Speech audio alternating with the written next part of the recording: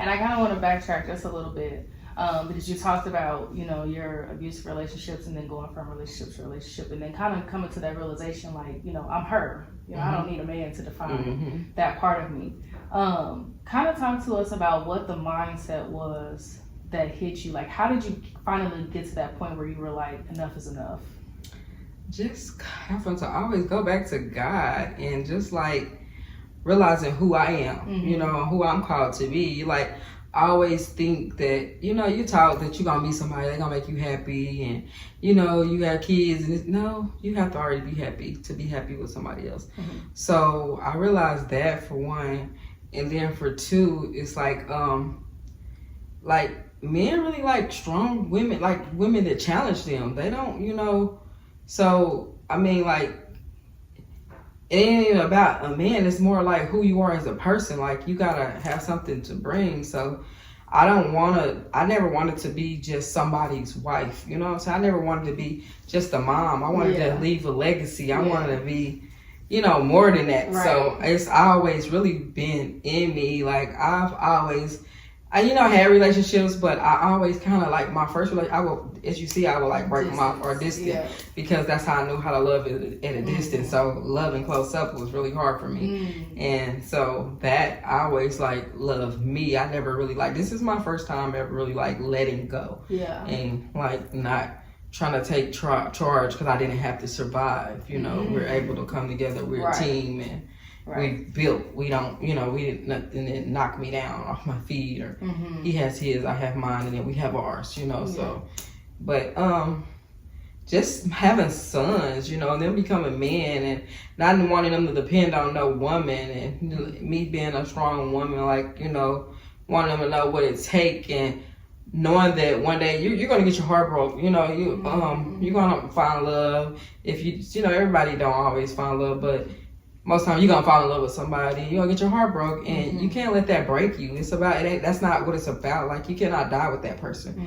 If you walk out the door today and you get in a car accident, that person's gonna eventually move on. You're gonna go to heaven, hell, wherever you're going, and that's just life. So why sit there and give every, you know what I'm saying, like, make life about that. Life is more for me now that I've lost a mom and I have older children and younger children, and I'm learning how to love God and let go. And I learned that it's more about being present and enjoying your right now. And it's not about surviving or pushing yourself to be something that, who cares? That's something that you want to do.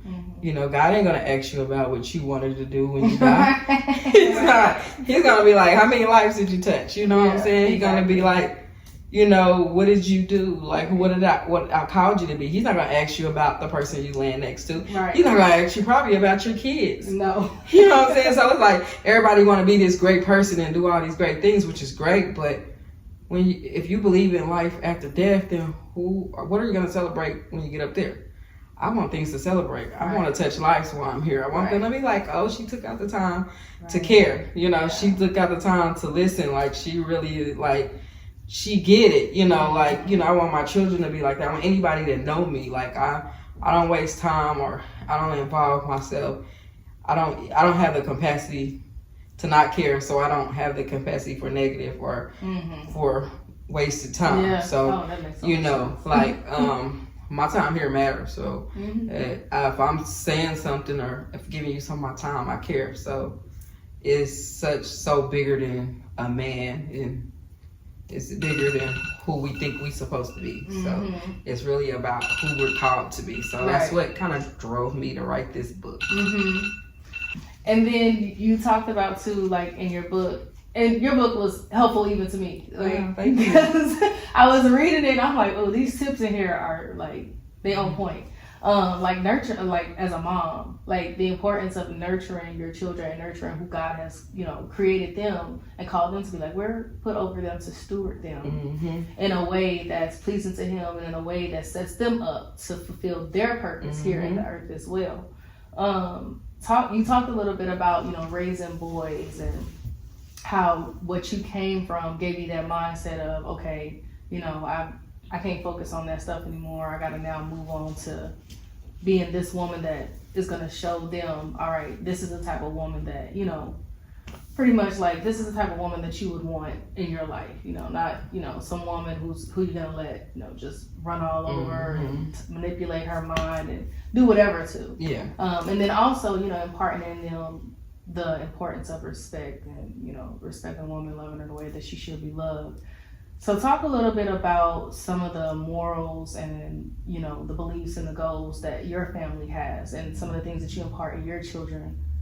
Well, my grandmother, I watched my grandmothers on both sides. My mom's mom and my dad's mom was such a beautiful soul. They were like, give you the shirt off their back. Like, they like loved everybody, feed everybody, take care of everybody, kids, like just that her. Yeah, grandma. And I think I naturally got that with no choice. Like, you know, but I also got that strength. But I've learned that I don't want to be that stronger because I want to be around. You know how they weigh the grandmas down because grandma's so strong. But just watching them and watching my husband, or speak into existence. Here you go. Watching my uncles' wives, you know, I got 2 uncles that's been married over 30 years. Just watching the God-fearing women that they were. I know they went through things, but I never seen them step out. I never seen them curse. You know what I'm saying? I don't even know if I'm that good. I never even seen them curse. Like, I never seen them like get out of character. And I'm like, dang, that's dope. Like, you know, I always looked up to like, that's what I want. That's what, you know. So I would say morality, that's probably where I looked at, because my mom, she was not. She, again, I said she was on drugs and she didn't really know boundaries. And she could get a man and have a man, but for us, like, keeping him, my mom kind of free, did whatever she wants. She's married, she's engaged with somebody else, and this is what it is, and who don't like it could. So for me, that was like, I hated that, you know, and I'm like, if I, you know, I just wanted to be so different. And I had sisters that kind of was taught the same, you know, and we're so different, and it's kind of hard.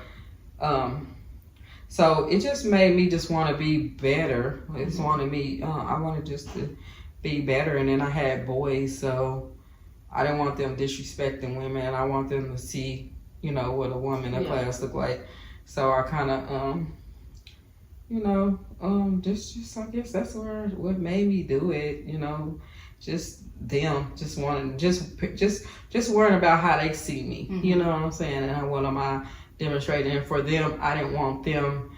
I now know how important it is for a 2-parent household. So I don't really, like, I had a son that had a living girlfriend for years, and Lord, she was okay person as a person, but for my son, and I'm not one of those moms that don't think nobody's good enough for my son, but at the same time, I'm praying for good wives. So she didn't want children, so what are you here for? You know, my son wants children, you know, bear a legacy, but don't force yourself on anyone, you know, like, let her, y'all young, figure it out. So I'm praying for good God-fearing wives, because you're gonna carry my RC, you know what I'm saying? You know, that's our legacy. You know, that's my son's seed is our legacy. So I need to be able to make sure she's to know her humble enough to understand how big it is. It's bigger than her. So or I'm like, I'm praying, still praying, because they're young and their hands a little young. God, we're praying for good wives, God. You're hearing that, all 4 of them. But yeah, that's what, you know, so that was important to me. And then just seeing young girls, just like me and my friends, a lot of us kind of grew up in broken homes or didn't have fathers, you know, so we really didn't know how to love. And just seeing how our mothers, like, will just torture a man with her tongue. And I'm like, you know, and I just wanted to be different, because I always was like, just because not coming from a stable home, I always wanted family and that love. And so I'm like, I'm going to learn that. I'm going to get that. So I've always just been this little homemaker. My sister said, you're going to make a good wife one day. I used to hate it. Like, girl, what are you talking about? I'll be more than a wife. So I think I had to push myself. But look at me. So I can never. It now. I can't never. So like, and I understand what you're saying when you talk about, you know, like, not wanting to be like your mom. Like, as young women, we look up to our moms in a sense, but then when we see things that we don't really agree with or we don't like, or things that hurt us as young women, as young ladies, it's like, dang, I don't want to be like that. I don't ever want to do that to anybody, like, and I definitely don't want to do that to my kids, you know. And so it's a battle. I know it's a struggle, like, because when you see something so much, when you're around it so much, it becomes like it's embedded in you without you even realizing it. And so, like you said, it was hard for you to love because you had never seen that. You never seen a woman be submissive to a man. You never seen a woman be a homemaker, except for in your grandmother. You know, you was blessed to be able to see that part of it. But like, you know, it coming from your mom, it was like the one person that you thought was supposed to give you that. And just speaking from that for a minute, like, the cycles that you had to break, the chains that you had to break, the curses, generational curses that you had to break off of you. Talk about that battle for a second. Still breaking it because it's like I was never accepted by my mom and my siblings. You know, it was like as a little girl, I was like had this yearning for God. Like when we were a little girl and I would go to church with my aunt or my grandmother and them. I would like I would like come get me. I want to spend the night with my aunts or with their wives or someone. I find somebody to come get me, take me to church, even when my mom didn't take us to church or around our grandmother. Cause I just love church, and she just tell me, "You little girl, you always walk around with this Bible in your purse." And I'll come home, and when we did, wasn't home, but Mama was home, I would tell them about God, my siblings and my sister, like, "Oh, you just a little Christian bee." You know, they make fun of me, like Jesus, little walker, and I'm just like, whatever, God gonna get you one day, and you know, I was just so passionate about it, but I don't even think I know what I was saying, but at a young age, I had got the gift of speaking in tongues. You know, some people don't believe about it, but I think when you're like pure and you're like so tapped into God and so intrigued that it really can happen. And like that's something that kind of like helped me get through because I always had a relationship with God no matter what. So, and when he say he never leave you or forsake you, that's true. You just have to tap into that, you know. So, have that faith. Yeah, you just gotta have that, you know, and that belief, like, cause that's what kept me.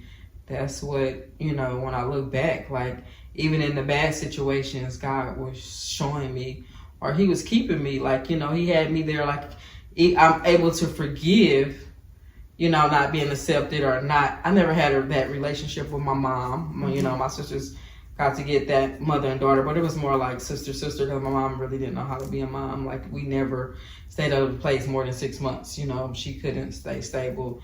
She was like really addicted and she got free years later. But yeah, just watching that and experiencing that, it kind of made me like cling to God, you know.